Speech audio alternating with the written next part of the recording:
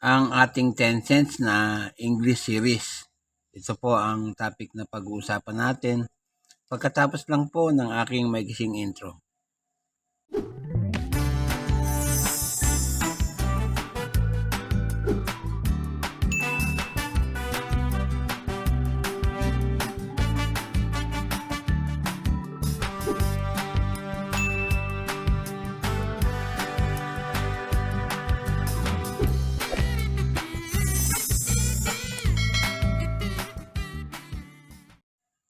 Magandang araw po sa inyong lahat, lalo na sa aking mga kabarya at kapwa kolektor. Sa lahat po ng senior citizen at mga silent viewer, maging sa mga kaibigan natin dyan, magandang araw po. Ngayon pong araw nito ay tatalakayin natin ang may kinalaman sa ating bariyang 10 centavos na English series.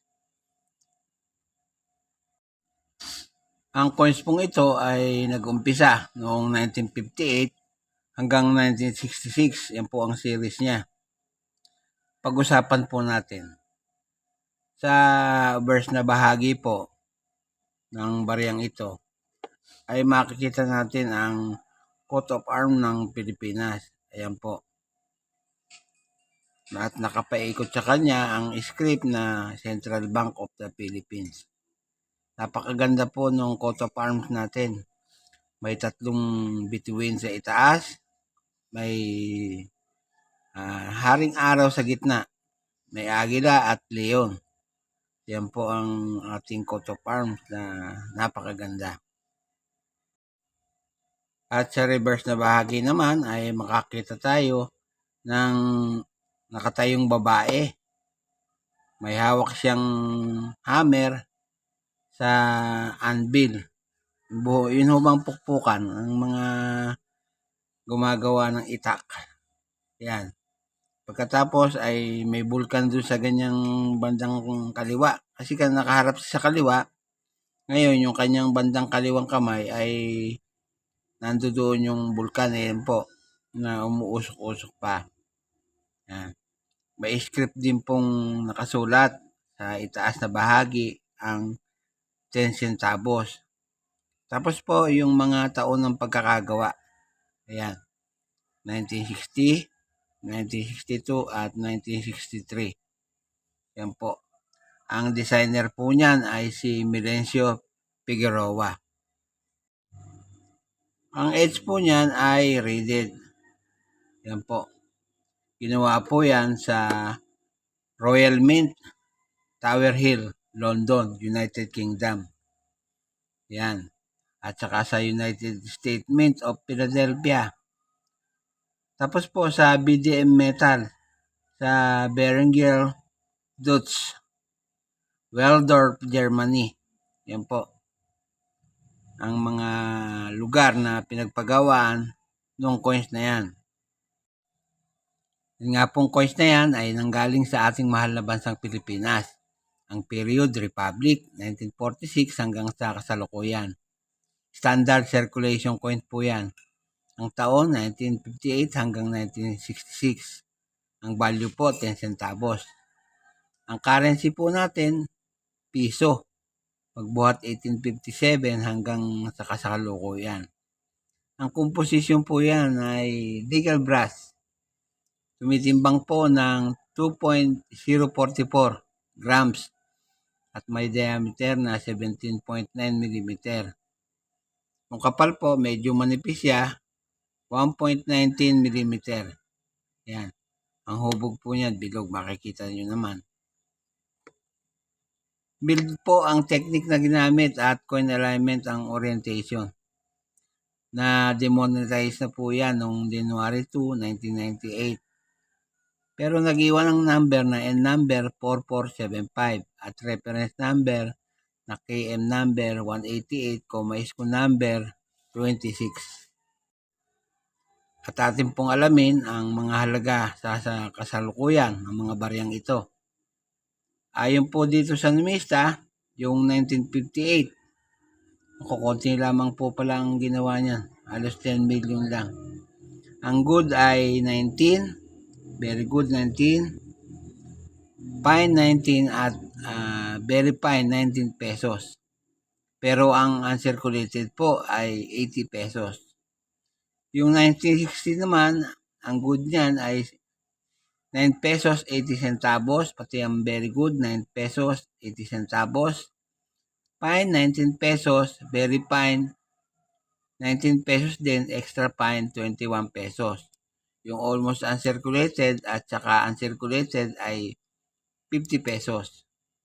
Para po naman sa 1962, yung good po niyan ay 5.60 o 5 pesos 60 centavos.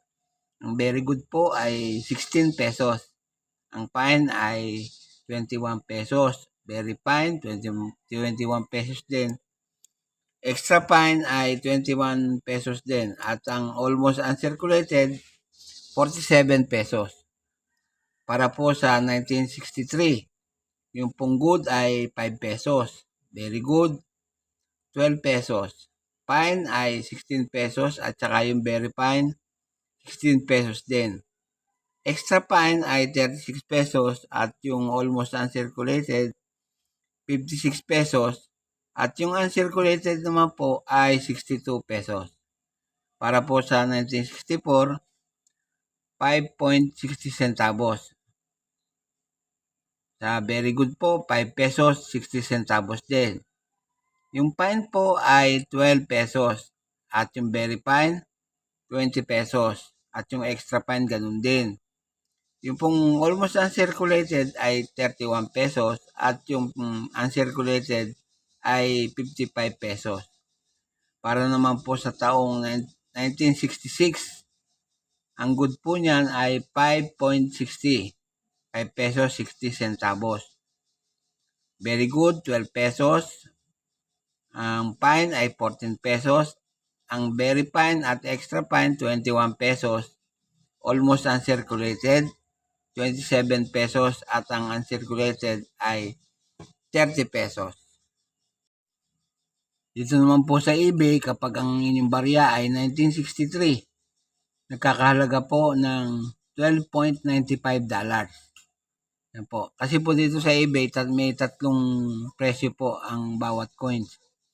Ang 1958 naman, na medyo makinis pa, nagkakalaga ng $3.75.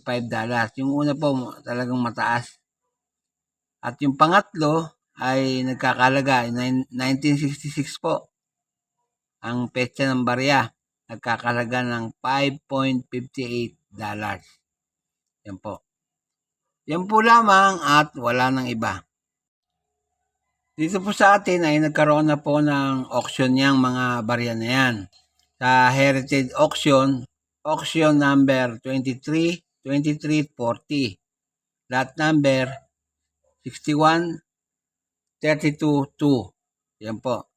Noong pong September 28, 2023, ang version po ay, o ang coins po, 1966. Ang grade po ay uncirculated. Nabili po ng 11,160.27 centavos. Napakamahal na po. Kung itutumbas po natin yan sa dollar ay nagkakahalaga po ng $198.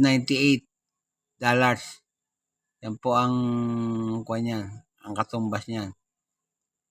Mahalaga na po pala ang pera natin, lalo na kung uncirculated ang kanyang classification. Yan po. At bago po ako magwakas sa aking content ngayong araw, ay nais ko lamang pong batiin ang aking mga kabarya at mga kapwa kolektor. Shoutout po sa inyo. Sa lahat ng senior citizen at mga silent viewers, shoutout po sa inyo. Sa lahat ng mga kaibigan natin dyan at mga subscriber na unti-unting nadagdag sa aking channel, shoutout po sa inyong lahat. Walang tigil at walang sawa po ako nagpapasalamat sa inyong lahat sapagkat nandiyan kayong palagi at nakasubaybay sa aking channel. Maraming salamat po sa inyong pagtangkilik at walang sawang panonood sa aking mga content. At sa huli, ay masabi kong mabuhay tayong lahat.